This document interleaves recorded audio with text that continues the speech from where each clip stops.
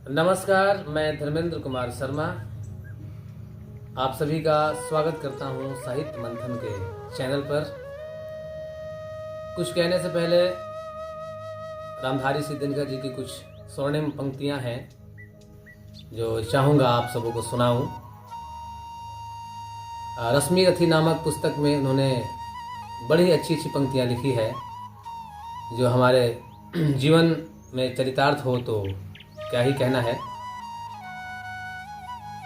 लिखा है उन्होंने, हो गया पूर्ण अज्ञातवास, पांडव लौटे वन से साहस, पावक में कनक सदृश तप कर, वीरत्व लिए कुछ और प्रखर, नस नस में तेज प्रवाह लिए, एक और नया उत्साह लिए, सच्चे विपत्ति जब आती है कायर को ही दहलाती है, सुरमा नहीं विचलित होते, क्षण एक नहीं धीरज खोते, विघ्नों को गले लगाते हैं, कांटों में राह बनाते हैं, मुख से न कभी उफ कहते हैं, संकट का चरण न कहते हैं, जो आ पड़ता सब सहते हैं, उद्योग निरत नित रहते हैं, शूलों का मूल नसाने को बड़ खुद विपत्ति है, कौन विघ्न ऐसा जग में टिक सके वीर नर के मग में, खम ठोक ठेलता है जब नर पर्वत के जाते पांव खड़, मानो जब जोर लगाता है पत्थर पानी बन जाता है।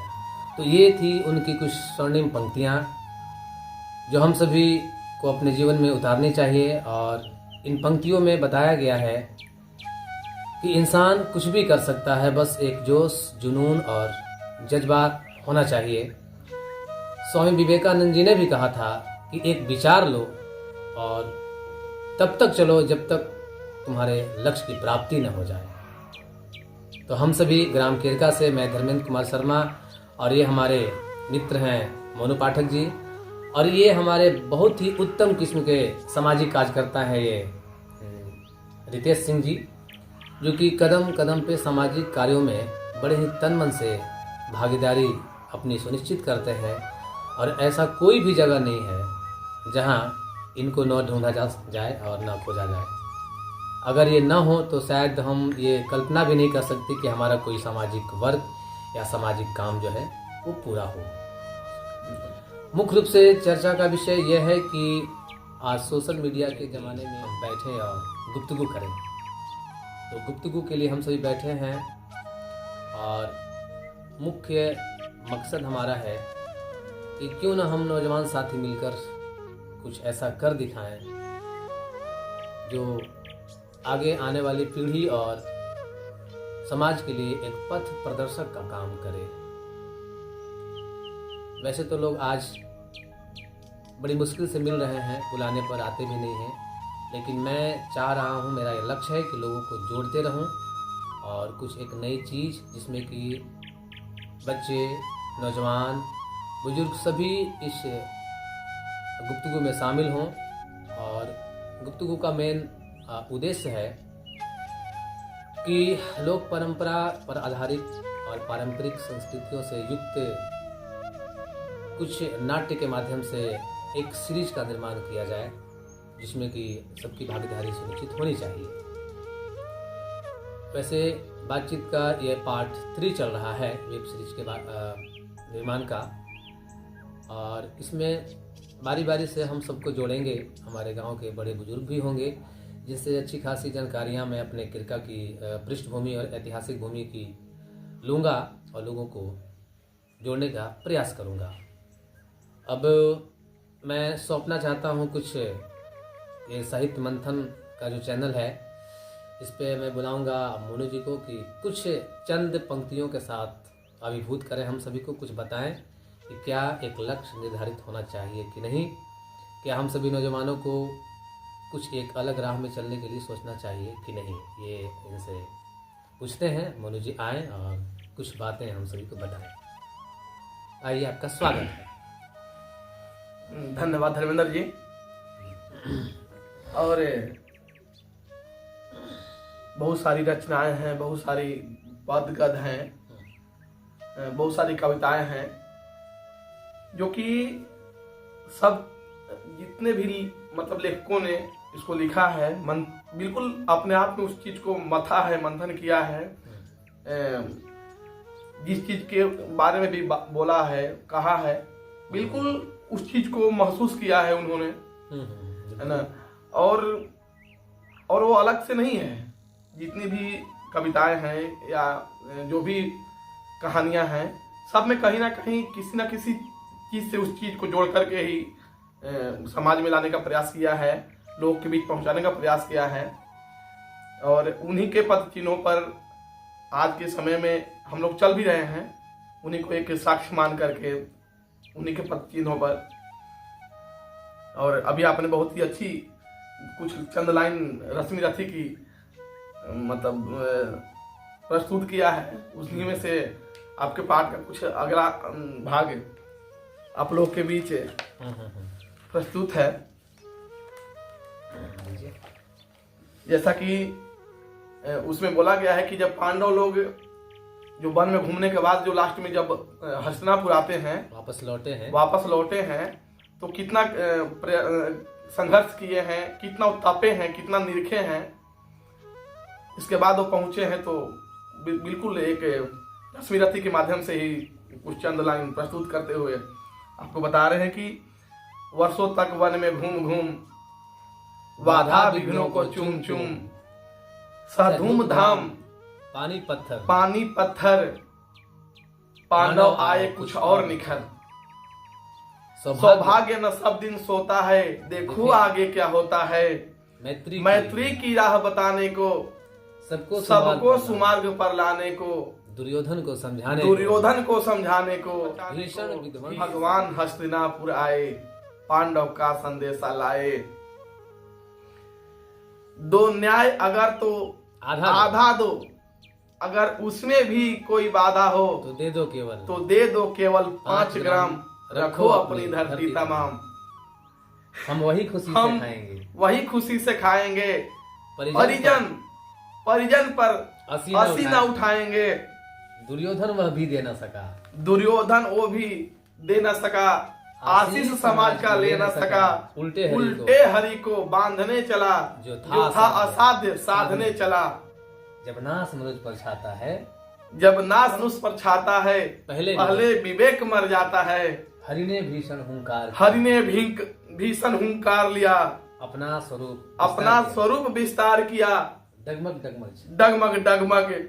दिग्गज डोले, भगवान कुपित होकर बोले, जंजीर बढ़ा कर साध मुझे। हाँ दुर्योधन बांध मुझे। यह देख गगन मुझ में लय है। यह देख पवन मुझ में लय है। मुझ में विलीन झंकार सकल, मुझ में लय है संसार सकल। अमृत फूलता है मुझ में, संहार झूलता है मुझ में। क्या पंक्तियां। वैसे तो और भी बहुत सारा मतलब बहुत लंबा है इसमें, लेकिन इस चीज को अगर देखा जाए तो बिल्कुल एक समाज जो है हम लोग का, या जो संसार है, जो धरती है अभी का जो कंडीशन है, इस वातावरण का, इस माहौल का, उस पर बिल्कुल सटीक बैठता है। इसमें बिल्कुल एक परिवार का ये कहानी है, जैसे महाभारत ही है तो एक फैमिली की ही कहानी है कि मतलब संतुष्ट, या मान के चल कि आपसी भाईचारा, या यूं कहें कि मिलजुल कर रहने की कंडीशन में किस तरह से रहा जाता है। अगर उसमें थोड़ा सा द्वेष भावना आ जाए, छल कपट आ जाए, तो उसका परिणाम क्या हो सकता है। तो बिल्कुल रश्मि रथी एक उसी समाज को लेकर चले हैं। बिल्कुल नौजवानों को इन चीजों को देखना चाहिए, जो कि आज का जो नौजवान है इन चीजों से वंचित हो रहा है, जो कि कितनी अच्छी बातें इसमें दी गई हैं। तो हमारा प्रयास है, हम सभी का प्रयास है कि हम भी लौटे ज्ञान की तरफ, थोड़ा हम लौटे, थोड़ा झांक करके देखें। मोबाइल के डिस्प्ले के साथ साथ हम किताब के पन्नों को भी पलटें, उसमें क्या लिखा हुआ है। नहीं, अगर मोबाइल भी देखते हैं तो वही चीज देखें जो किताबें नहीं देख पा रहे हैं। हाँ, वही देखें। मोबाइल भी है तो एक अच्छा साधन है, बढ़िया साधन है जागरूक होने का, अपने आप की बुद्धि को बढ़ाने का। या लेकिन मोबाइल जो है कि विवश कर देता है कि हम वो चीज नहीं देख पाते। इंटरटेनिंग ज्यादा ढूंढ रहा है आजकल, वो ज्यादा दिखा देता है। तो बहुत सारी बातें हैं, ही सहृदय दिल से समाज को एक साथ लेकर चलने वाले हैं। उनका स्वागत है, आए और कुछ हमारे साहित्य मंथन के चैनल पर कुछ कहें, और कम से कम इनका सहयोग हम सभी को मिले कि उनको साथ लेकर के हम लोग कुछ करें और समाज को एक अच्छी दिशा प्रदान करें। हमारे नितेश जी आए और कुछ कहें अपने मुखारबिन से। बहुत बहुत धन्यवाद गुरुजी। पहले आप सभी को साहित्य मंथन के चैनल पर नमस्कार। बहुत और बहुत स्वागत। सभी लोग नौजवान साथी से अपील करते हैं कि एक हमारे गांव में वेब सीरीज का निर्माण होने जा रहा है। आप लोग सभी लोग सहयोग करें और एक वेब सीरीज को बड़ा रूप दें कि आगे चल कर के हम लोग इसको और बहुत बढ़िया से और इसको विस्तार से हम लोग आगे की ओर हम लोग के भी सभी अगल बगल गांव घर जाने कि हमारे गांव में क्या है, क्या हो रहा है, क्या हो रहा है, क्या नहीं। नौजवान साथी कितने जागरूक हैं, कुछ करने जागरूक है सब कोई, और सभी लोग का सहयोग चाहिए और आप लोग तन मन धन से सहयोग करें और हमारे धर्मेंद्र गुरु जी का हौसला बढ़ाएं कि इस वेब सीरीज को वो हौसला की ओर से मने कि अग्रसर होकर के चैनल को मने कि अपना इस वेब सीरीज को सफलतापूर्ण करें। और आप सभी को बहुत बहुत धन्यवाद। आपका भी बहुत बहुत धन्यवाद। धन्यवाद गुरु जी।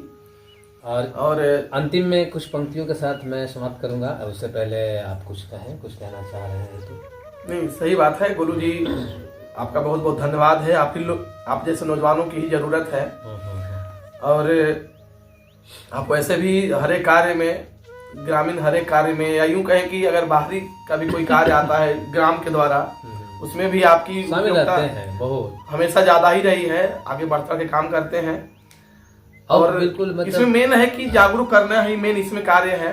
वैसे तो लोग जुड़ेंगे ही इसमें, लेकिन फर्स्ट प्रायोरिटी है कि लोग को जागरूक किया जाए, कम से कम उन चीज को मतलब बताया जाए कि ना भाई ये जरूरी चीज है, हमको उस चीज को करना इसलिए जरूरी है कि आगे चल के वो रिजर्व हो रहा है, कहीं ना कहीं उसको हम सेव कर रहे हैं, कहीं ना कहीं उस चीज को हम लोग पकड़ के रख रहे हैं ताकि भविष्य में मान के चलिए कि अगला पीढ़ी जो आने वाली है उस चीज को, इसलिए कि देखिए धीरे धीरे करके इस पीढ़ी के बाद अभी की जो व्यस्तता है सभी और बढ़ रही है कि व्यस्तता बढ़ रही है, वो लोग जब एक दूसरे के साथ उठना बैठने के लिए मना कर मतलब नहीं एकत्रित हो पा रहे हैं, तो इतिहास को कैसे संभाल पाएंगे? वो कैसे लोग जानेंगे कि ना भाई हमारी स्थिति पहले क्या थी, यहाँ पे किस तरह के लोग थे, कैसा बिहेवियर लोगों का था, कैसे मिलते जुलते थे, हमारे पास क्या ऐतिहासिक साक्ष्य क्या है, है ना? तो उस चीज को हम ही लोग के ऊपर, इसलिए कि इस पीढ़ी के बाद बहुत मुश्किल हो जाएगा इस चीज को संभाल पाना। तो हम लोग को स्टार्ट यहाँ से करना होगा, क्योंकि वैसे तो बहुत पहले से ही इसको होना चाहिए था, लेकिन फिर भी चलिए जब जागो तभी सवेरा। बिल्कुल बिल्कुल, जब जागो तभी सवेरा। अच्छा, उस चीज को हम लोग को पकड़ के रखना है। एक minute Manoj ji, web series कहने का मतलब कि हम अधिक से अधिक संख्या में अपनी संस्कृतियों को सहेजना चाहते हैं। बिल्कुल बिल्कुल, इसलिए उसको सीरीज का नाम दिया गया है। तो उसको हम सहेजेंगे कैसे? पहले हम लोगों की क्या कल्चर थी, क्या स्थिति थी, उस हालत में हम लोग कैसे चलते थे, कैसे कम संसाधन के माध्यम से भी आपसी एकता और सद्भावना बनाए रखते थे। उन चीजों को हमको दिखाना है और उन चीजों को हमको ला करके यहाँ पे रखना है। तो साथ में आप सभी ने हमारा सहयोग किया आज, इसलिए आप सभी को बहुत बहुत धन्यवाद। और आखिर में कुछ पंक्तियों के साथ मैं समाप्त करूंगा जो कि रिलेवेंट है और प्रासंगिक है आज के माहौल से, कि दिन पर दिन ईंट पर ईंट जुटते जा रहे हैं, गांव के पुश्तैनी मकान अब टूटते जा रहे हैं। दिन पर दिन ईंट पर ईंट जुटते जा रहे हैं, गांव के पुश्तैनी मकान अब टूटते जा रहे हैं। कभी गैरों को भी दूर तलक छोड़ाते थे हम, कभी गैरों को भी दूर तलक छोड़ आते थे हम, आजकल अपने भी दूर दूर छूटते जा रहे हैं। वाह। तो ये थी हमारी आखिरी पंक्तियाँ। और इसी प्रकार जैसा भी हो, त्रुटिपूर्ण भी हो, तो हम सभी को नया समझ करके, अनभिज्ञ समझ करके, आप त्रुटियों के लिए हमें खेद है, आप हमें क्षमा करें। लेकिन मेन मोटो ये है, मेन ये लक्ष्य है कि हम कंटिन्यू बने रहें सीरीज के साथ और पार्ट 1, 2, 3, 4 के साथ, ताकि आपको वेटिंग भी रहे, आप हमारा इंतज़ार भी करें और हर हाल में हम कंटिन्यू बने रहने की आकांक्षा और अभिलाषा के साथ आप सबको विदा लेते हैं। फिर मिलेंगे अगले एपिसोड में, तब तक के लिए आप सभी को नमस्कार। शुभ रात्रि। ग्राम केरका के हमारे सभी नौजवान साथी।